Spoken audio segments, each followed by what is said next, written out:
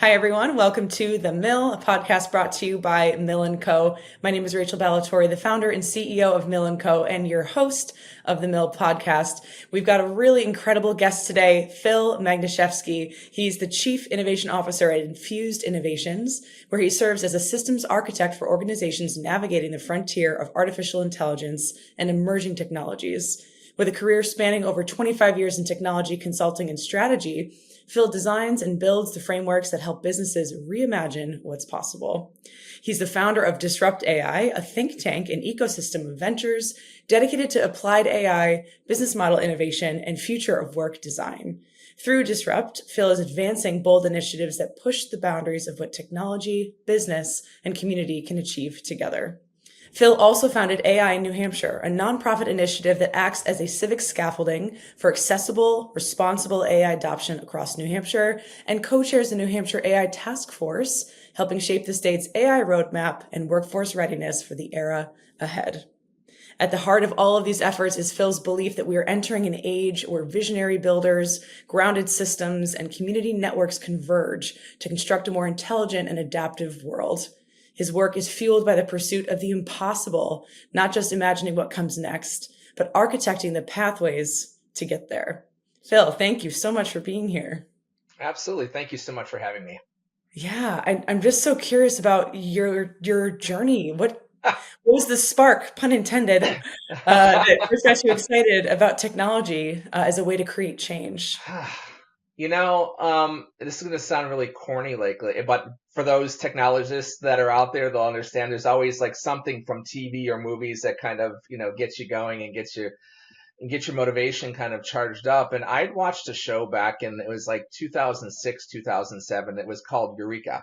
It was like on a sci-fi channel, and it was about this little town up in the Pacific Northwest. And there was this government contractor that was doing all these really crazy, cool, and interesting projects and these futuristic technologies. But the thing that really caught my attention about it was it integrated those inventions and those experiments into a small town community, Mm. which I liken that very much to like what could be happening here in New Hampshire, right? So that was the thing. It's like, oh my gosh, all this stuff is great, but how does it like impact us in everyday life, right? So those are the things that kind of get me excited. Yeah, wow, that's really cool. You've described yourself as a systems thinker. What does that mean in your day-to-day life? I have something in my head that I can't shut off. I am constantly looking for connections between things.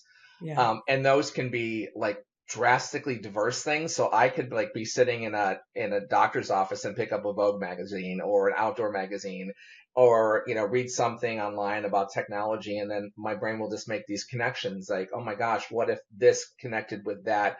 So I'm always looking at like taking a step back and understanding how things impact each other, right? Not just something that's a very specific or minuscule or focused kind of idea.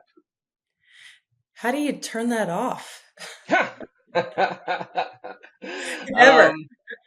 it's become a forced habit over the course of time. So everyone always tells at points in work you need to disconnect, and I think I'm one of those people who truly have figured out how to disconnect. Mm. So like when I'm off and not working and not thinking, like I'm with my family or I'm cooking or I love being out in nature, like I don't have my phone with me. Like I am totally disconnected. And for me, that's a way to recharge, and kind of be in the moment and kind of re-energize yourself in order to, do whatever it is you're going to be doing next. Yeah. I Yeah. interviewed, this is a few years ago now, a good friend of mine, Allison Friedenson. She's the CEO of Modern Health. And Mm. she said that she and her husband have a rule that when they enter their bedroom at night, they actually leave their cell phones out of their bedroom. And I was like, but then how do your seven alarms go off in 5-minute increments? Because that's what I Yeah. do with my husband. And Yeah. I just thought that was such a fascinating concept of like the physical separation of technology versus who we are. And the way she Yeah. described it was that it actually makes her feel more connected when she is connected by having those moments of disconnect. Yeah, I'm a big believer, and I had a personal coach a few years back who helped me work through that. Really just learning how to just be present and not, not thinking about the million other things past or future that, might be rattling around through your head. Yeah, Yeah. 100%. Speaking of your past, are there some personal moments in your career journey that stand out to you now as true turning points in how you now see potential in technology?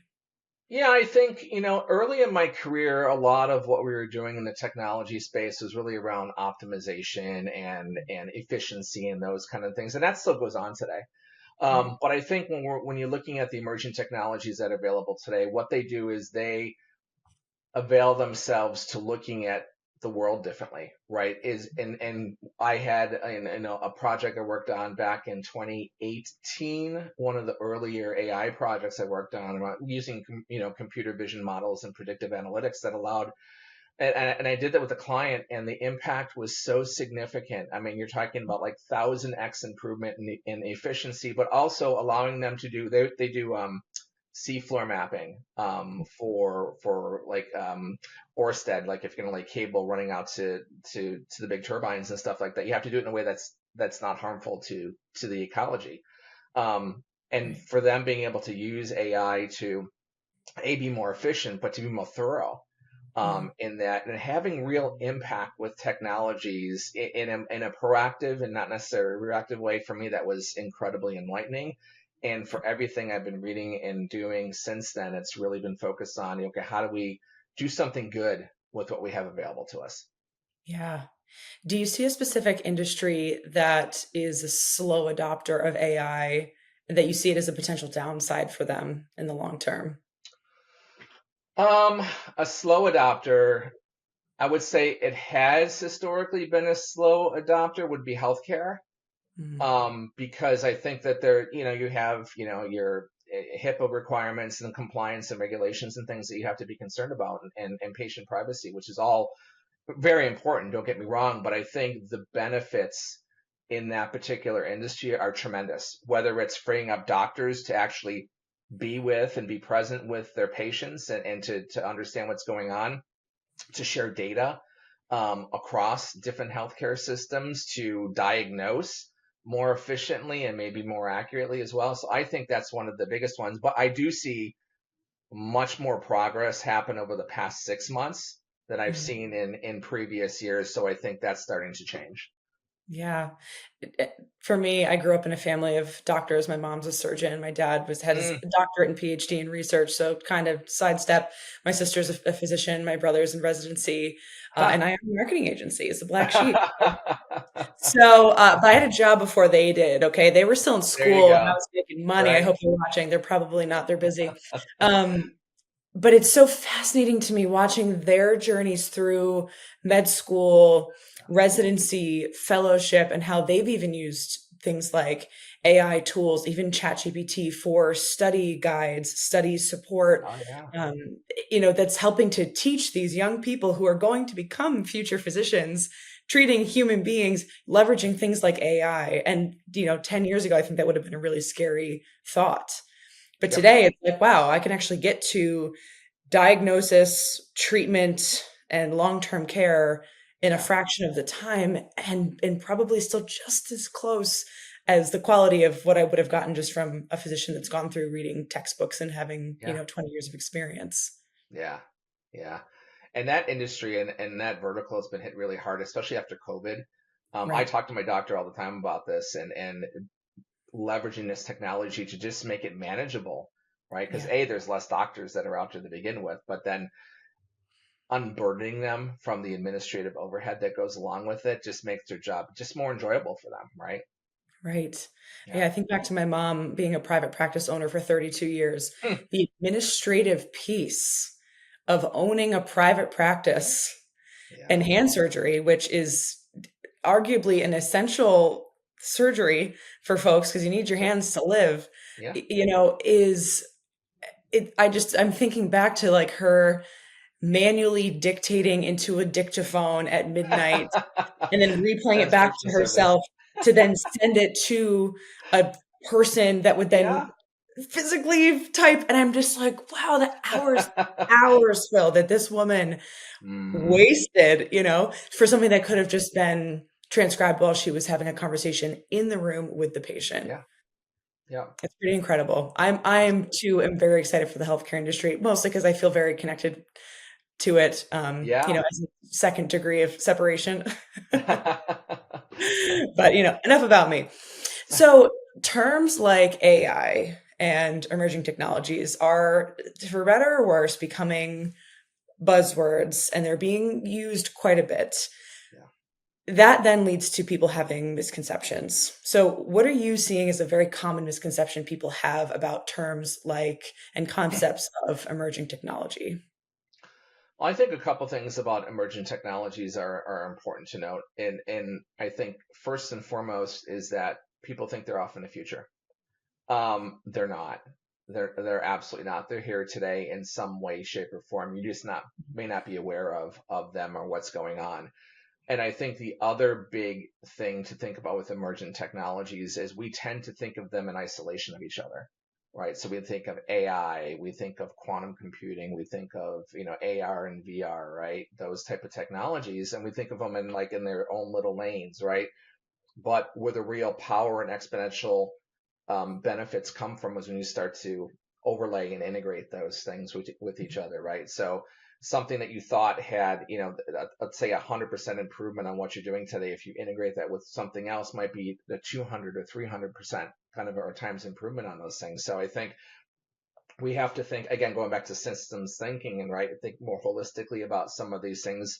But I think the time from creation to adoption, that window is so short right now. It creates a whole nother set of problems in terms of how do you adopt and deal with that as an individual. But those are the two things that I think people should just be cognizant of and really aware of, that window shortening, and that when you start combining these things, the sum of the two is greater than, what you would have individually.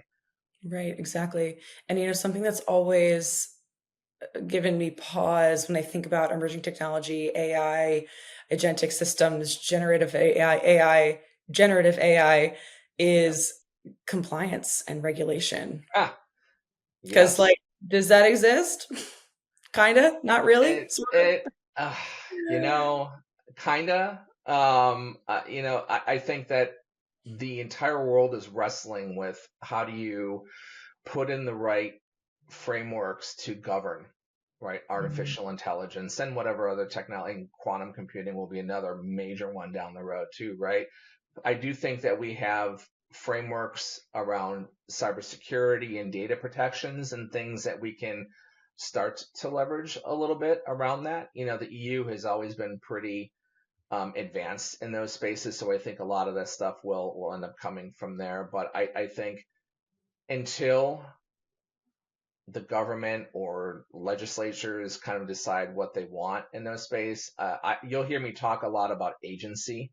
We all Mhm. have agency in terms of how we're going to use these technologies, how we use them responsibly, how do we protect an individual's data and their rights, and make sure that we're as consciously inclusive, right, in terms of who has access to these technologies as possible. I think until and when those frameworks and regulations get in place, it's up to us to be really thoughtful about how we're using the technology.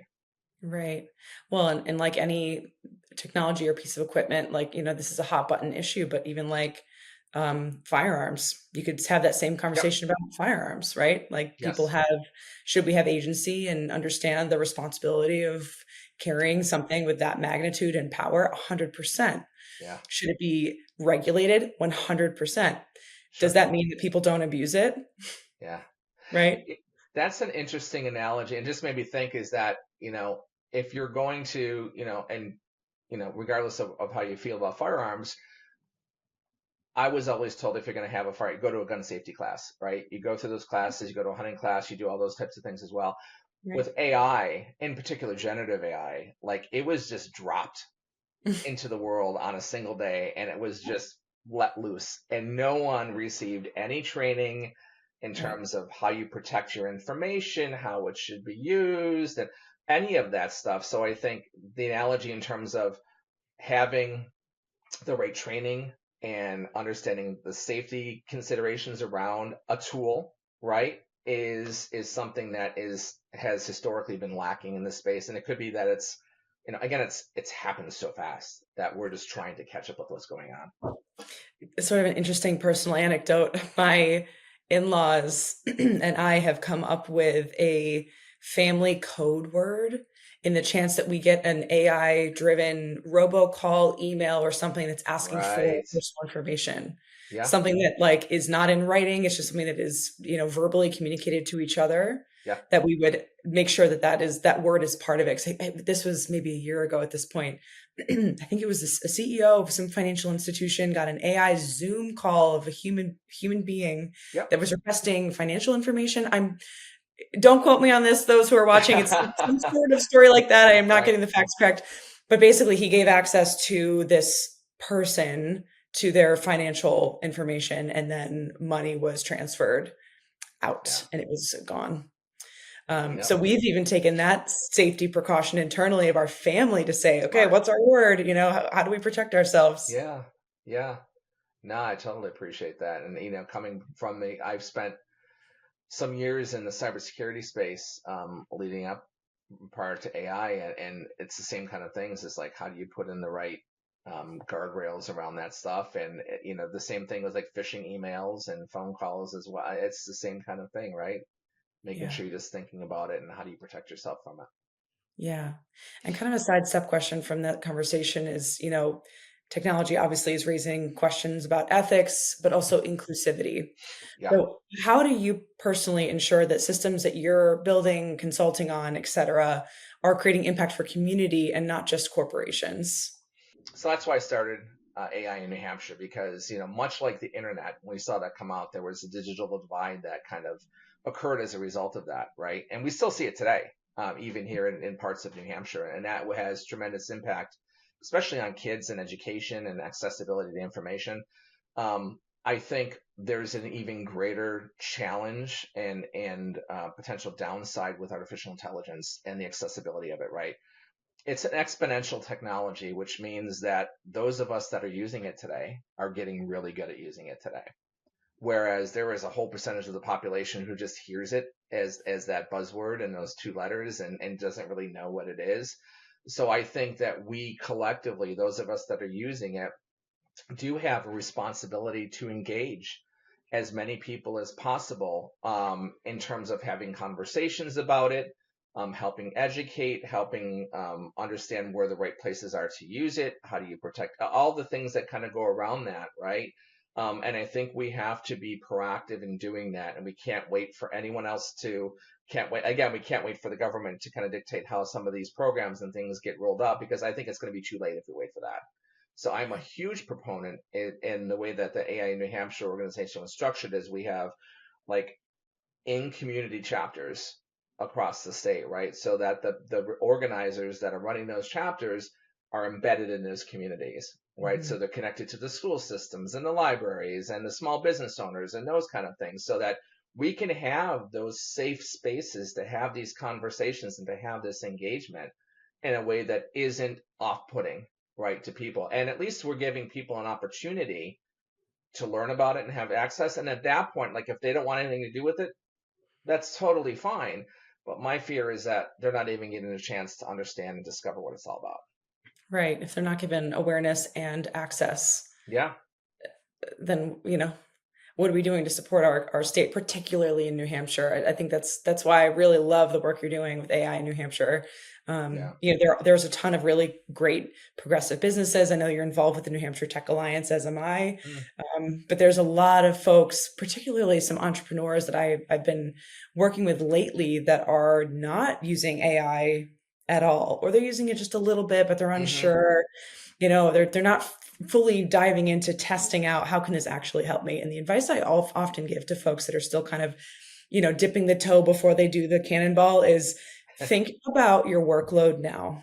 Think about the things that become really redundant, tasks that are slowing you down, hours that you might spend on a platform like Google. Like write those things down. How do you spend your day? Yeah. Go through and trial and error, test out, is there an AI platform that can help me with this? Can I use ChatGPT to ask what AI platforms can help solve these problems? And Yeah. then trial and error, test it out. If it works for you, great. If it doesn't, great. Yeah. The way that I've always referred to AI, and I have yet to be convinced otherwise, is that it is a tool for expediency. It is not the end all be all solution. You have to have some sort of human involvement in the upfront and at the output before it can really be utilized in a meaningful way.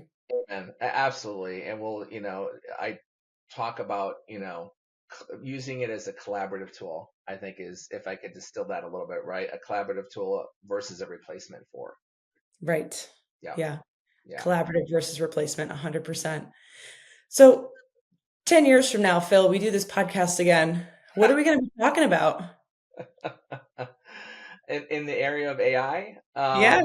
I hope, and this is why I did, like, why I got out of bed in the morning, right? And because there are two paths which are very evident in front of us that we can go down. One is like and I hate that it's overused, the Terminator path, right? Where there's Skynet and there's these robots that have taken over the world and that kind of thing. But I got out of bed every morning to put my hand on the scale for good. How do we use it for good? And I think there's a couple of things that I hope that we're talking about in 10 years. And that is, that we have figured out how to collaboratively work with it. Mhm. And it hasn't replaced, millions and millions of jobs. I don't know how well that's going to work out. Um, but I also think in 10 years, I'm hoping that it has helped figure out some of our larger challenges, whether that's in areas of healthcare, climate change, energy production, those kind of things as well. So I'd like to look and focus on the good, but I'm not blind that there will be some darker sides to this as well. Yeah. I have the same hope. Yeah, I would say expectation. I have the same hope that that's what emerging technologies and AI will allow us to continue to do, knowing that, like the gun analogy, there will be abuse of it. right. But it's how do we navigate through that? Yeah.